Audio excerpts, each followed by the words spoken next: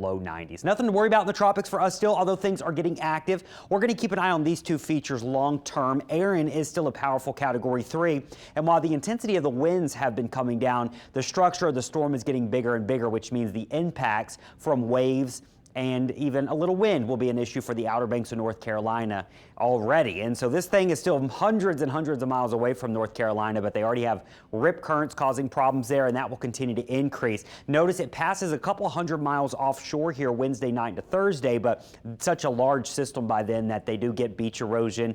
They probably have significant beach erosion, big waves all up and down along the East Coast here for the rest of the week. And then that storm finally pushes away as we go into the upcoming weekend. These other two features, the one closer here has a medium chance of development. It does look like it's going to gain some latitude here. And looking at some of the latest guidance, there's a good chance that something down here would try to curve out to sea. So we'll watch it long term, but the Hurricane Center has something trying to form by the end of this week, Friday and Saturday, somewhere in here near Puerto Rico. This little feature may be something we need to watch longer term because it may slide a little bit further south and struggle to gain latitude.